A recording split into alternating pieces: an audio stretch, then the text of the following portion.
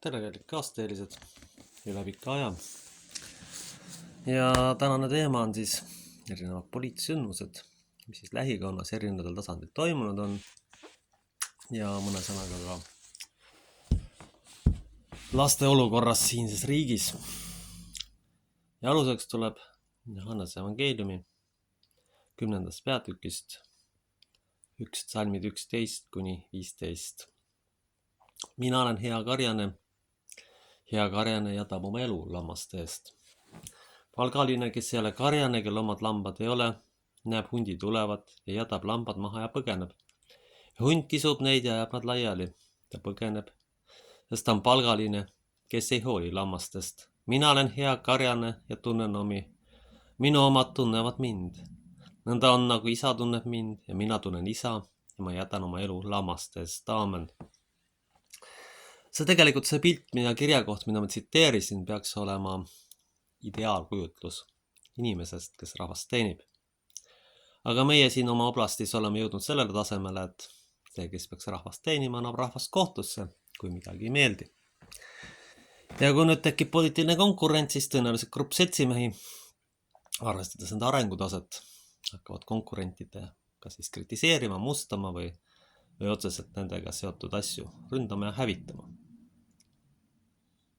Hea karjane. No ma ei näe sellisel juhul nagu head karjast. Ja ma ei näe üldse nagu globalistlikul peavoolul mitte mingisugust head karjaks olemist, vaid lihtsalt salajane, peen, türannia, mis igalt sammult vasta vaatab, argpükslikkus, kultuuritus. Kõige argpükslikum asi, mida inimene tegelikult teha saab, on kirjutada mingeid asju anonüümse osalejal. See näitab eriti lavast kultuuritust. Kui ka inimesel pole nii palju julgust, et oma nime ja näoga esineda, siis võiks nagu üldse üldiselt vait olla. Mina julgen küll oma nime ja näoga esineda. Ja kui mõni mees seda ei julge, siis ei olegi. Siis võiks üldse suu kinni panna. See on argpükslikkus ja alatu laim. Igasugused vahendid, mis on 3-aastase lapse arengutasemele vastavad, on nüüd siin ka kohalikul tasandil käiku läinud. Ka minu enda plakat tõmmati siis maha. Tõenäoliselt lasteaed arvas, et võiks nagu mõjutada või hirmutada või manipuleerida.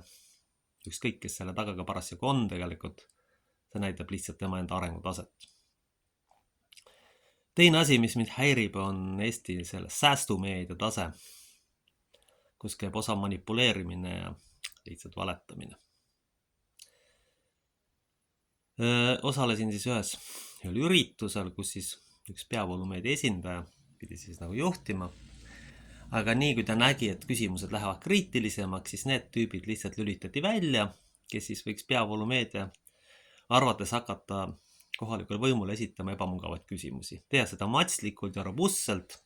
Ja siis ma sain sellel hetkel sellest aru, miks ma seda saastameediat lihtsalt ei vaatagi. Seda on palju meediaks nimetada, see on lihtsalt globalistliku diktatuuri käepikendus, kes ise ennast lihtsalt võimul hoiab iga hinnast. Kes vahendeid ei vali ja kui neil tekib kahtlus, et keegi on konkurent, siis hakatakse kasutama kuritegelikke meetodeid. See on ajast aega niimoodi olnud ja see pole ka praegu muutunud. Ja sellistel tüüpidel ennast kristlaseks nimetada on puhas Kristuse mõnitamine. Kristusest on see väga kaugel ja selles pole mitte mingisugust kahtlust. Tuleks aga hoopis tagasi, nagu ma lubasin laste teema juurde. Laste teemaga on selline asi, et varsti lapsi siin ei ole. Praegusel juhul, kui iive samasuguses tempos edasi langeb, siis hiljemalt 6-7 aasta pärast hakkavad koolid tühjaks jääma. Aga see tähendab seda, et õpetajad hakkavad oma palgaraha kaotama. See tähendab seda, et personali peab kindlasti vähendama.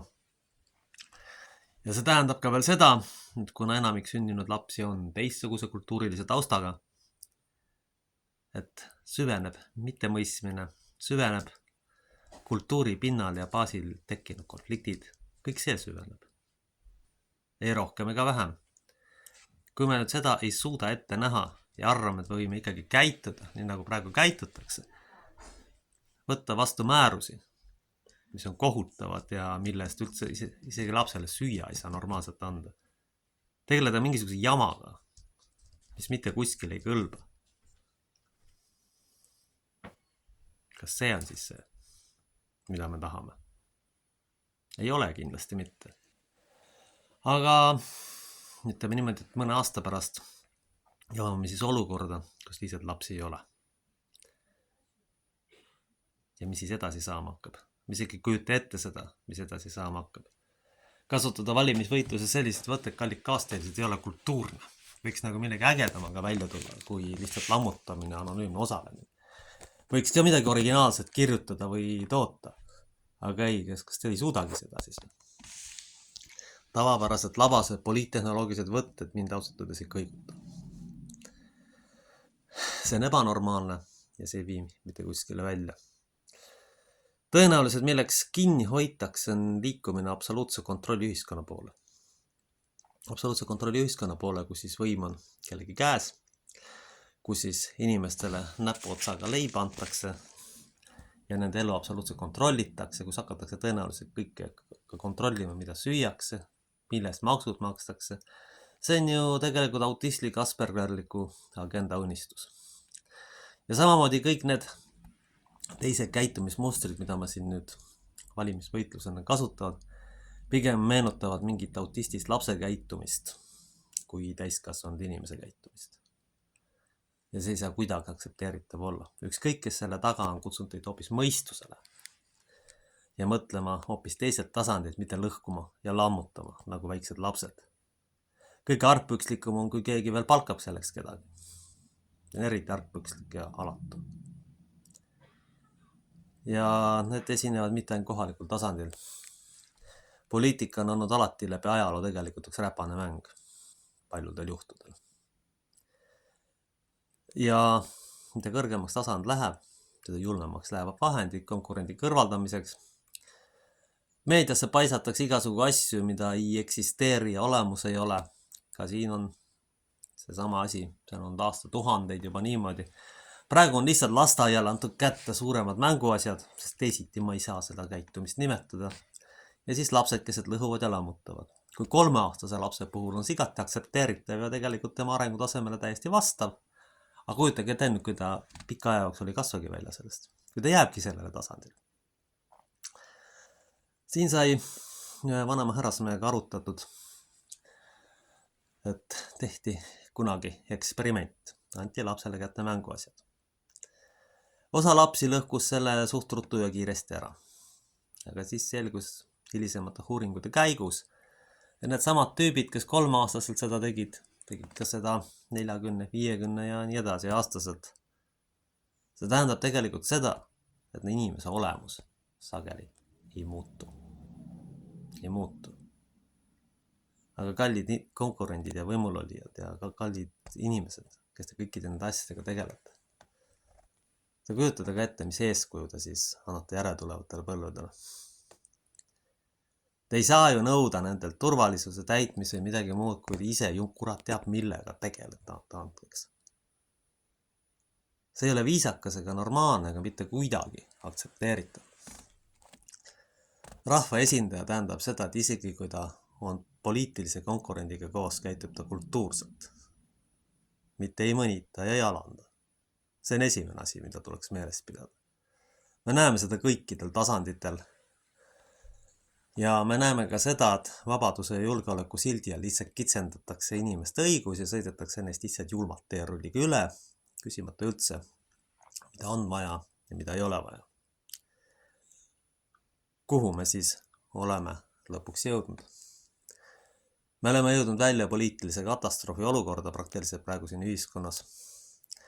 Ja meil tuleb kindlasti vastu astuda ja pidurdada seda katastroofi olukorda ja see on absoluutselt võimalik, kui sinna saavad inimesed, kes on tasakaalukamad ja kes ei tegele selliste lapselike poliitiliste konkurentide mustamise ja kõrvaldamise.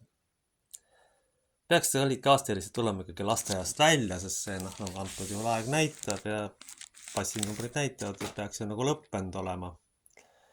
Ja minema teistsuguste kultuursemate vahenditega poliitilistes võitlustes, mitte nii labaseks muutuma.